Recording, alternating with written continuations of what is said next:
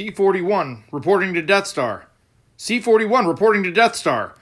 We appear to have gone through some sort of a time warp. Holy shit, look at the size of those pens. Oh, I don't know where we are. So what's the plan, Stan? Do I look like a man with a plan? I mean, look at these pens, man. Holy hell. Well, you're the lieutenant. I just figured maybe you'd have some sort of a plan. I mean, if we're just stuck here in this time warp, then we're kind of screwed, right? You don't have to be such a dick about it. I'm not being a dick. I just want to know how we're going to get back home. You look like a member of the KKK. What? I said you look like a member of the KKK. KKK? Sounds like some sort of racist organization from some galaxy far, far away. Yeah, well, if the hood fits, buddy. You know what? What now, bitch? Hey, look, man, I wasn't trying to insinuate anything here. I was How about I forcibly insinuate my fist in your ass? Look, man, I'm really, really sorry. Oh my God, what the hell is that? Stand back, man, I'm gonna light him up. Oh! Damn it.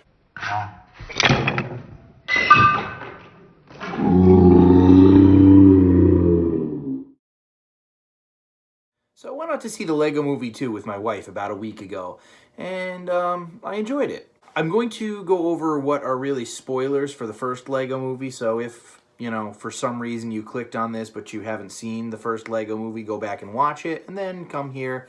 Because this movie literally, even though it's made 6 years after the original, it picks up directly where the first one left off. So basically, the really heartwarming ending of the first Lego Movie is that while this grand adventure in Legoland is going on, there's this godlike creature that seems to have dominion over everything that's going on in Legoland, and it turns out that it's a kid. And it's his father who owns all the Legos because he's a collector and he just likes keeping everything like totally immaculate. He likes not like rebuilding things and messing things up. It's kind of funny because back in kindergarten, I was really into like the pirate Legos, and they had that one pirate ship, the big ass pirate ship Lego thing, and it was like this. It was huge. I mean, for a kindergarten, it was just like an absolute monster, and I absolutely begged my parents for it. So they got it for my birthday, and it was such a huge surprise, and I was ecstatic, and I built it. I followed the directions. I was in kindergarten. I built it. I followed the directions. I had it like absolutely perfect. Sat back, looked at it, and I'm like, you know what, maybe we could change this. And I just started screwing with it, you know, and like a week down the road, the pirate ship looked absolutely nothing like it was supposed to. I just rearranged everything and put this here, and I built this little thing, and then I took some other Legos from a set that I had and added things onto it. And that's the beauty of Legos. That's really like, there's nothing that sparks a child's imagination quite like a Lego.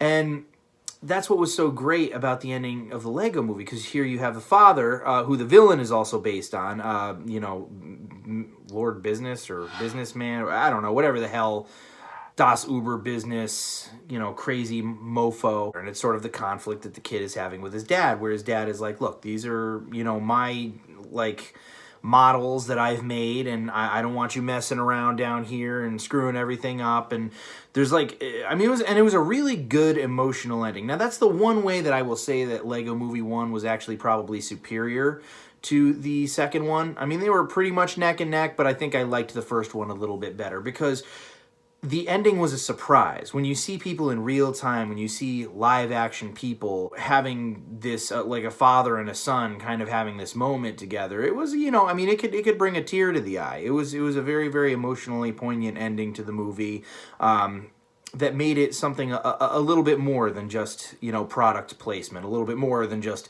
marketing to kids. It actually had like a meaning, it had like a purpose. The punchline of the first movie is basically, but you have to share the Legos with your sister. And it's like, what? And then these Duplo things come in and start invading Legoland, and that's how the first movie leaves off. Well, 6 years later, it picks up like exactly where it left off, and now we're in like this post-apocalyptic land that's basically supposed to be the brothers like idea of like what the Legoland now looks like. It's like this desolate place now that like the sister has come in and started doing her girly sister things with the Legos. So it's an equally I would say relevant thing, but whereas it was a surprise in the first Lego movie where that was the ending that kind of hit you like a ton of bricks because you really didn't see it coming. This movie, it's like you already kind of know what the deal is, so it spends a little bit more time with the family, and Maya Rudolph plays the mom,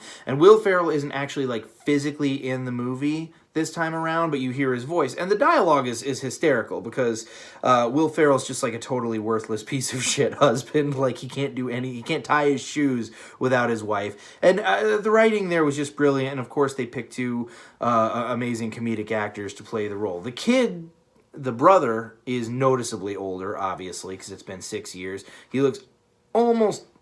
I was about to say he looks almost too old to be playing with Legos, but let's be real, I still play with Legos, so yeah.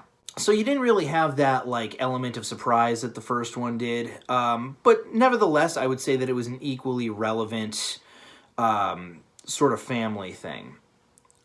Honestly, I would say this should probably be the last one, unless they plan to just do away with like the human element of it and just keep going with Lego movies. But honestly, if they were going to do that, I would just do like a Lego Batman movie too, and Lego Pirates and Lego whatever. Go crazy with all these different things that exist within the Lego universe, but maybe leave the whole family story alone. Yeah, it was, I would say it was just as funny. There's this other character also voiced by Chris Pratt, who I swear was doing like a Jack Burton impression from Big Trouble in Little China, which could also be interpreted as a John Wayne impression if you go further back. But anyways, I just got like a kick out of that.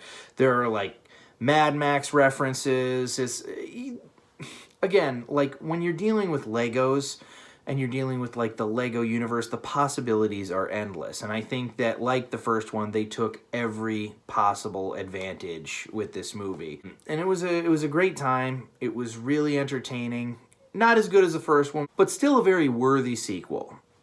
So definitely worth seeing. Kind of hope that this Lego Movie 2 is the last chapter. But who knows? Who's to say? I could be eating crow another 6 years from now, when the kid from the first Lego movie has kids and has, I don't know. He won't be that old then, but you know what I mean. Just shut up.